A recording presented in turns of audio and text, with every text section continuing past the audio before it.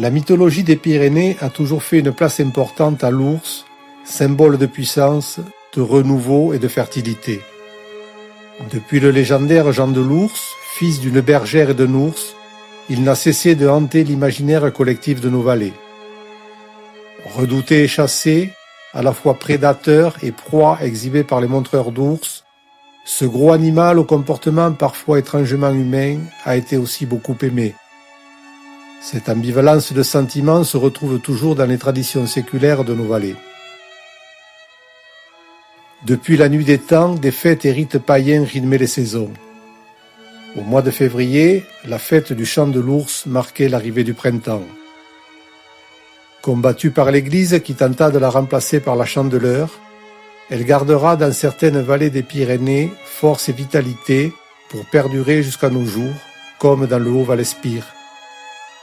Au sud du massif du Canigou, cette région, la plus méridionale de France, était jusqu'au début du XXe siècle une région économiquement forte. Depuis l'époque romaine, les mines de fer du Canigou sont exploitées. Le minerai était traité sur place selon la technique de la forge catalane. Du mineur à l'artisan forgeron, une population importante et laborieuse développa la région, assurant la survivance de ces fêtes. Si aujourd'hui le côté folklorique est indéniable, elles sont le témoin d'une culture traditionnelle toujours présente et sont chargées d'une symbolique forte.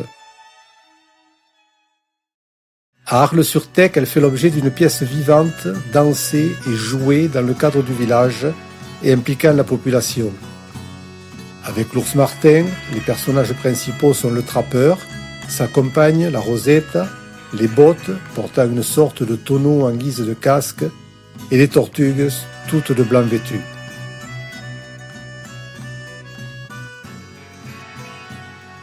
Nous sommes début février. C'est la fin du solstice d'hiver, la nature s'éveille et l'ours est prêt à sortir de sa tanière. Il s'agit à ce moment-là de le capturer avant qu'il enlève les jeunes filles ou qu'il vienne perturber l'ordre des choses et bousculer quelques idées reçues. Toute la matinée, le trappeur et sa compagne Rosetta déambulent dans les rues de la ville, accompagnés par la musique lancinante de la cobla, ensemble instrumental typiquement catalan. Sur chaque place, ils haranguent la population en vue de rassembler un maximum de chasseurs.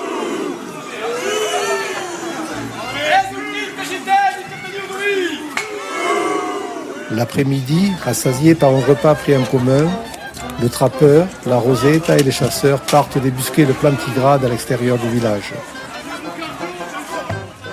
Découvert, l'animal est attrapé, enchaîné et entraîné vers la ville dans les rues de laquelle il s'échappe, poursuivi par le trappeur, sa femme et les chasseurs. Le parcours est ponctué d'arrêts sur les différentes places. Au centre d'un cercle formé par les chasseurs, le trappeur et l'ours s'affrontent, entourés par les autres personnages.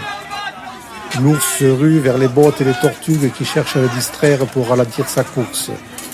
La Rosetta, qui sert d'appât, se cache derrière les bottes. L'ours parvient à la saisir et ils roulent ensemble au sol.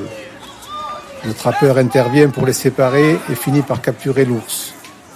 Enchaîné, celui-ci est maintenu à terre sous les cris de la foule. Le trappeur déclame fièrement le récit des péripéties de la capture, rappelle combien l'ours était dangereux pour les femmes dont il sentait l'odeur sous le tablier et célèbre la vaillance des chasseurs et ses propres talents de trappeur. Les acteurs dansent ensuite ensemble en cercle sur la musique de l'ours avant que celui-ci ne s'échappe à travers la foule, poursuivant sa course vers la place voisine.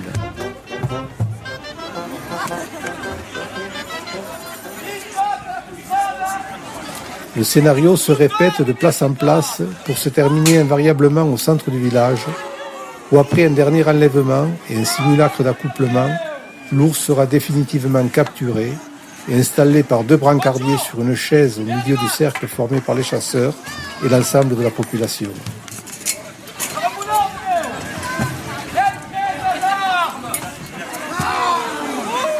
Commence alors la scène finale. Le trappeur et la Rosetta commencent à danser, allant et venant à plusieurs reprises vers l'ours qu'ils narguent copieusement.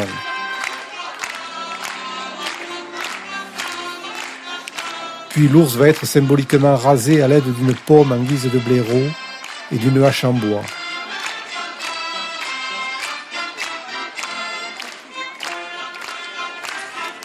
Ainsi dépouillé de son animalité, il fait son entrée dans la communauté humaine.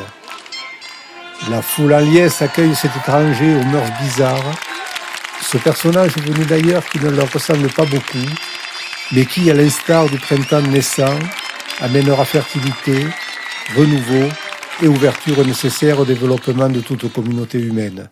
Bonjour, monsieur Martin.